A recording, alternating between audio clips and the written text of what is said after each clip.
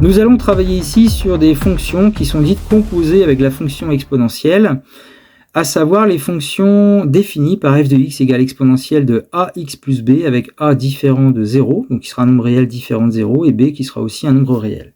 Je vous propose à la calculatrice de voir déjà, d'observer un peu le comportement de telles fonctions, avec notamment sera affichée la fonction exponentielle de x, qu'on connaît, puis des fonctions composées, à savoir exponentielle de 2x plus 5 avec a qui vaut 2, b qui vaut 5, exponentielle moins 3x plus 4 avec a qui vaut moins 3 et b qui vaut 4, exponentielle moins x avec a qui vaut moins 1 et b qui vaut 0. Lorsque nous traçons ces graphiques, les graphiques, on obtient ceci. Donc en bleu, en fait, nous récupérons ici la fonction exponentielle de x qu'on connaît, en rouge, en violet et en verte, les trois autres. Alors on s'aperçoit que la rouge semble avoir les mêmes variations que la fonction exponentielle de x, par contre la violette et la verte semblent avoir des variations contraires.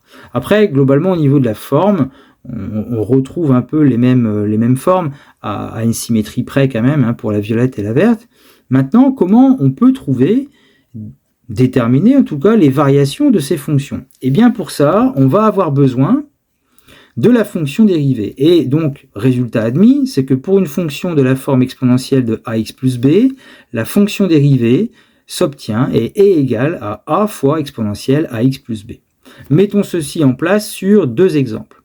Le premier exemple, avec la fonction f définie sur R par f de x égale 3x plus 7. Donc, c'est de la forme exponentielle à x plus b, avec a qui vaut 3 et b qui vaut 7. Donc, pour tout x de R, la fonction dérivée s'écrit a fois exponentielle à x plus b. Le a, on le remplace par 3. Et puis, ça devient f' de x égale 3 fois exponentielle 3x plus 7. Donc, 3 exponentielle 3x plus 7. Deuxième exemple, prenons la fonction f définie sur R par f de x égale moins 6x moins 3. Donc, on a a qui vaut moins 6 et b qui vaut moins 3. Pour tout x de R, la fonction dérivée est égale à moins 6 fois exponentielle de moins 6x moins 3, puisque c'est de la forme a fois exponentielle à x plus b pour la fonction dérivée. Donc on écrira f' de x égale moins 6 exponentielle de moins 6x moins 3.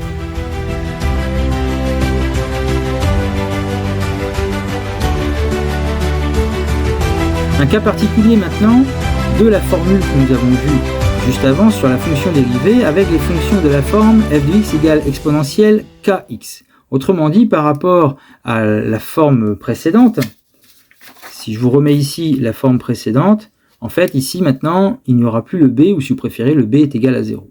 Donc, ce qui fait qu'au niveau de la fonction dérivée, on aura f' de x est égal à k exponentielle kx. En fait, le k, ici, remplace la lettre a dans l'exemple précédent. Alors maintenant, nous allons faire des études de variation avec la fonction f définie sur R par f de x égale exponentielle 6x.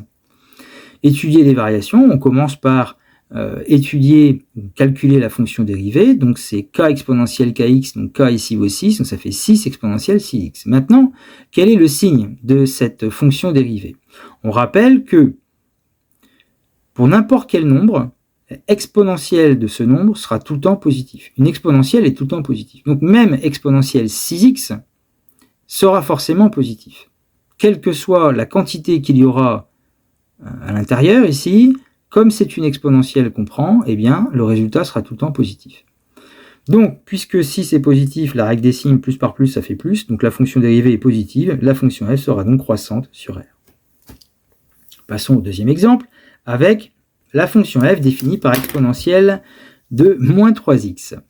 La fonction dérivée, donc c'est k exponentielle kx, donc avec k ici qui vaut moins 3. Je vous remets la formule ici, c'est k exponentielle kx, donc avec k qui vaut moins 3. Et donc nous obtenons f' de x égale moins 3 exponentielle moins 3x. Même chose que dans l'exemple précédent. Exponentielle d'une quantité, même si cette quantité ici, il y a un signe moins, on s'en fiche, l'exponentielle de cette quantité-là, quel que soit le signe de la quantité qui est à l'intérieur, l'exponentielle sera tout le temps positive. Donc exponentielle moins 3x est toujours positif. Puisqu'on multiplie par un nombre négatif, moins par plus, ça fait moins, donc la fonction dérivée est négative sur R, et donc f est décroissante sur R.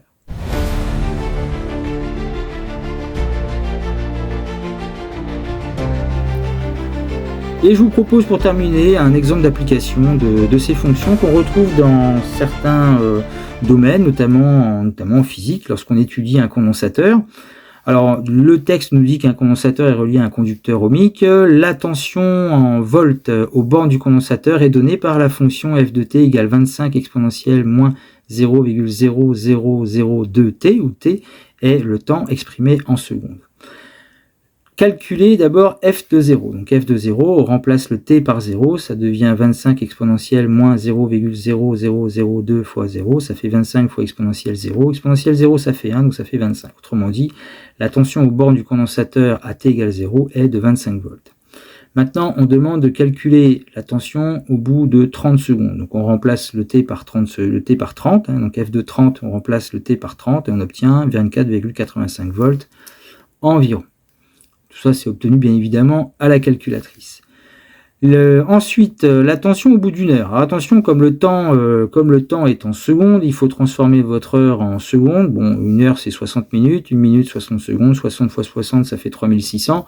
Donc, f de 3600, on remplace le t par 3600 et on obtient 12,16 volts. Bon, jusqu'ici, rien d'extraordinaire. Maintenant, on demande de calculer la fonction dérivée pour pouvoir déterminer les variations en fait de cette tension, cette fonction.